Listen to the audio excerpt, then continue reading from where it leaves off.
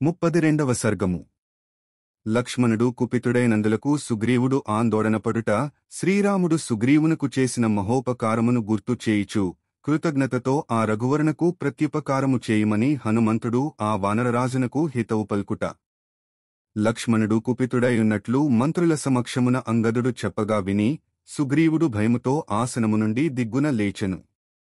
సుగ్రీవుడు కర్తవ్యమును బాగుగా ఆలోచింపగలవాడు కనుక అతడు శ్రీరాముని ఔన్నత్యమును తన అల్పత్వమును గ్రహించెను.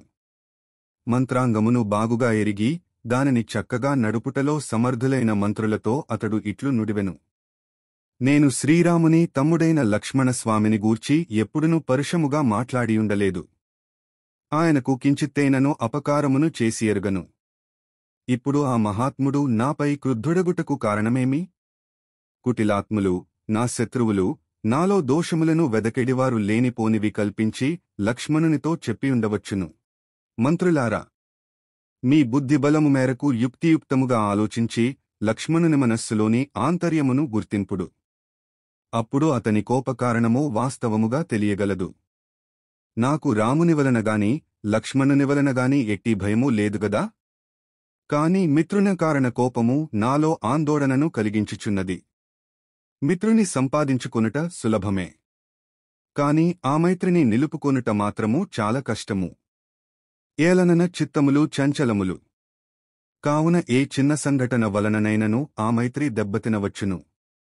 మహాత్ముడైన శ్రీరాముడు నాకు మహోపకారము చేసియున్నాడు.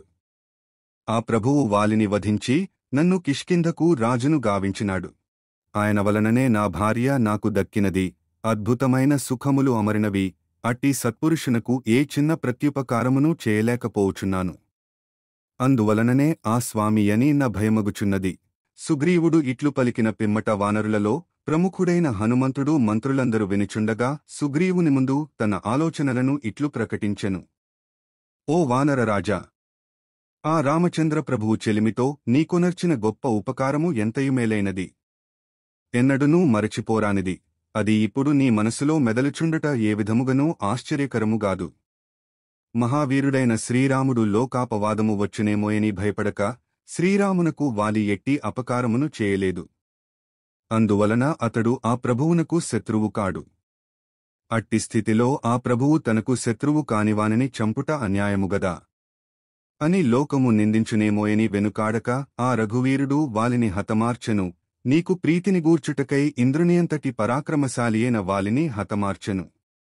అన్ని విధములుగా నీ మీదగల ప్రేమకారణముగనే నీ మేలుగోరియే శ్రీరాముడు కుపితుడైయున్నాడు.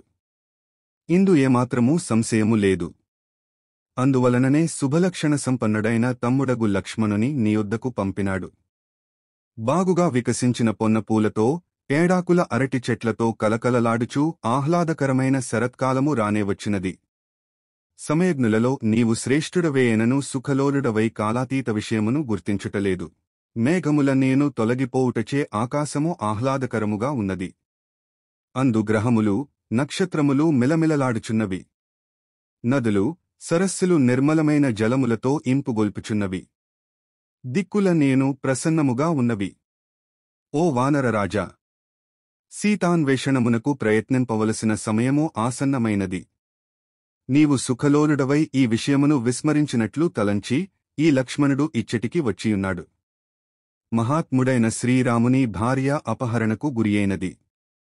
అందువలన అతడు ఆర్తితోనున్నాడు.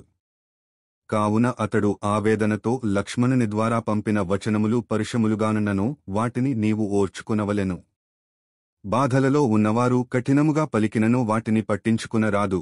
ఆ ప్రభువు విషయమున అపరాధము చేసియుంటివి కనుక నీవు అంజలి ఘటించి శరణుజొచ్చి లక్ష్మణుని ప్రసన్నుని చేసుకొనుటయే తగిన ఉపాయము. అది తప్ప మరియొక దారి నాకు కనబడుటలేదు.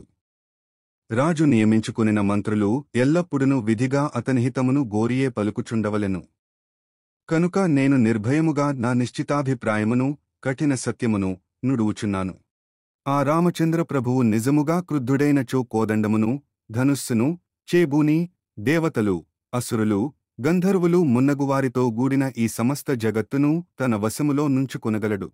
రాజా, ఇదివరలో నీవు ఆ స్వామివలన గొప్ప ఉపకారమును పొందియుంటివి. దానిని పదే పదే గుర్తుచేసికొనుచు ఆయన అనుగ్రహమును పొందవలసియున్నది. అంతేగాని ఆ ప్రభువునకు కోపము తెప్పించుట ఏమాత్రమును తగదు. ఓ వానరేంద్ర! నీవు పుత్రుడైన అంగదునితో బంధుమిత్రులతో గూడి ఆయనకు శిరసా ప్రణమిల్లుము. చేసిన ప్రతిజ్ఞకు కట్టుబడి భార్య తన భర్తకువలె నీవు ఆయనకు విధేయుడవై యుండుము. ఓ కపీంద్ర! రామలక్ష్మణుల శాసనమును మనస్సులోనైనను ఉల్లంఘింపరాదు. ఆ ఇద్దరునూ దేవేంద్రునివలే పరాక్రమ సంపన్నులు. ఆ మహాపురుషుల బలము నీ మనస్సునకు తెలియును. వాల్మీకి మహర్షి విరచితమై ఆదికావ్యమైన శ్రీమద్ రామాయణమునందలి కిష్కింధాకాండమునందు ఇది 32వ సర్గము.